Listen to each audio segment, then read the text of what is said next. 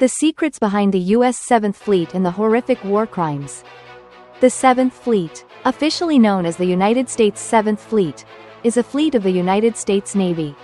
Currently based in Yokosuka, Japan, and under the direct command of the Pacific Fleet. This naval unit was established on March 15, 1943, in Brisbane, Australia, during World War II, with the primary mission of operations in the southwestern Pacific, confronting the formidable Imperial Japanese Navy at that time. The fleet was commanded by the renowned General Douglas MacArthur. One little-known fact is that, since its establishment, nearly all of the Royal Australian Navy's warships were part of the 7th Fleet from 1943 to 1945. During World War II, the 7th Fleet played a crucial role as the backbone and comprised the majority of Allied forces throughout many battles, particularly in the Battle of Leyte Gulf in October 1944. This battle is regarded as the largest naval battle in history and marked a turning point in the war, bringing Japan closer to a devastating defeat. After Japan accepted unconditional surrender, the 7th Fleet was ordered to relocate to the land of the rising sun to disarm the fascist army, subsequently establishing a presence there. Some time later, the 7th Fleet moved its headquarters to Qingdao, China, until January 1, 1947, when the fleet's name was changed to the U.S. Naval Forces. Western Pacific. The relocation of the fleet began in late 1948, moving from Qingdao to the Philippines, where the U.S. military developed numerous new infrastructure facilities at Subic Bay and an airport at Sangley Point. The post-war operations of the 7th Fleet were under the control of the Commander-in-Chief, Pacific Fleet, Admiral Arthur Radford. However, when operating in Japanese waters or in emergency situations, command would be transferred to the Commander of Naval Forces Far East.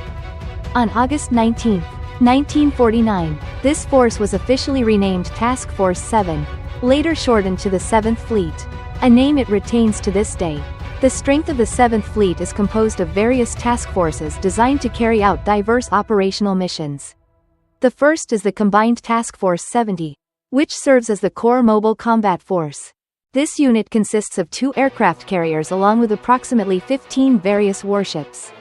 In practice, only one aircraft carrier, the USS Ronald Reagan, CVN-76, is actively deployed, while another aircraft carrier may be assigned for a 6-month period depending on the mission.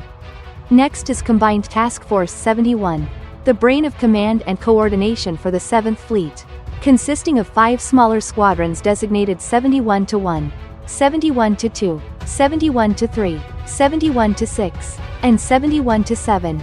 Among these, 71-1 serves as the flagship squadron. 71-2 is responsible for intelligence gathering. 71-3 provides air support and information. 71-6 coordinates operations, training plans, and exercises, while 71-7 conducts special monitoring and surveillance. The task of reconnaissance patrol is carried out by Task Force 72. Based in Misawa, Japan, the subordinate structure includes reconnaissance patrol aircraft squadrons, which form a highly sensitive combat surveillance force. In peacetime, they conduct daily reconnaissance patrols, and when situations change, they immediately enhance their monitoring activities. The primary aircraft in this patrol unit is the P-3C, equipped with a buoy sonar system and acoustic processing capabilities, enabling it to search for, locate, track, and monitor vessels. When necessary, it can deploy harpoon missiles or torpedoes to attack enemy surface ships or submarines. The P-3C can also perform intelligence gathering, mine laying, ocean monitoring, search and rescue, and act as a communication relay station. Additionally, logistical support is the responsibility of Combined Task Force 73, tasked with repair support and providing supplies. This unit primarily consists of oilers, ammunition ships, and other logistical support vessels. In combat operations, units from this task force are directly commanded by Combined Task Force 70.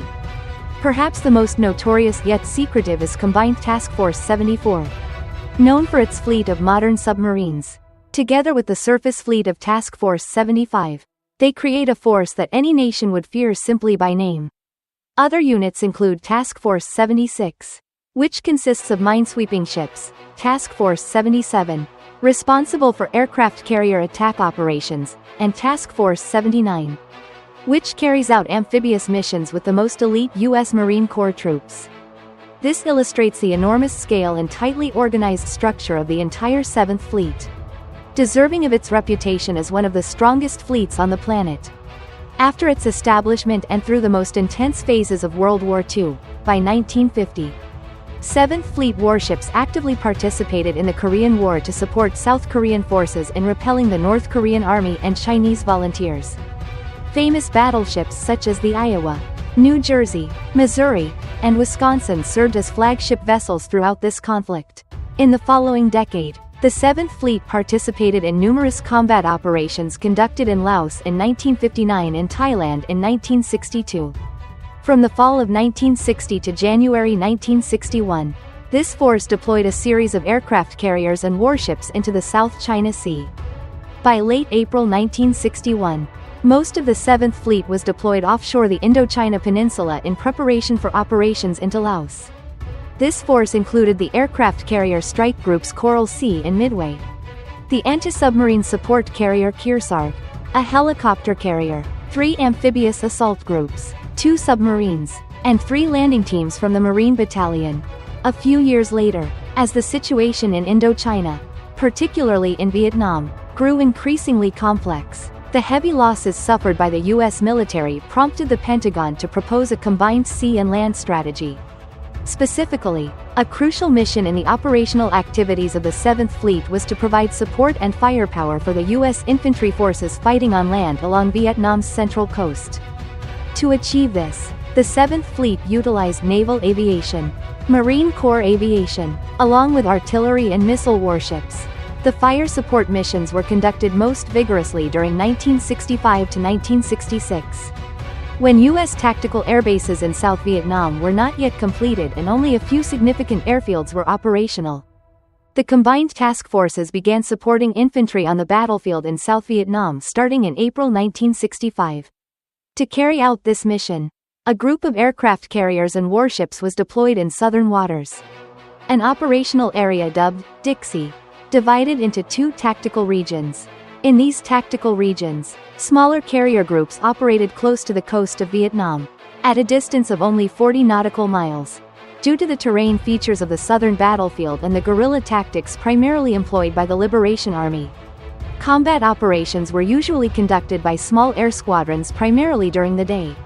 However, as the intensity of the conflict increased, U.S. forces began conducting missions even at night, gradually increasing the percentage of nighttime bombing missions to 40% of total sorties. Each time an aircraft launched, the aircraft carrier had to turn into the wind and increase its speed. Simultaneously with fighter takeoffs, 2 rescue helicopters had to be on standby, positioned to the right and left of the carrier at an altitude of 50 meters. Aircraft took off sequentially, with intervals of 1 minute during the day and about 1 minute and 30 seconds at night.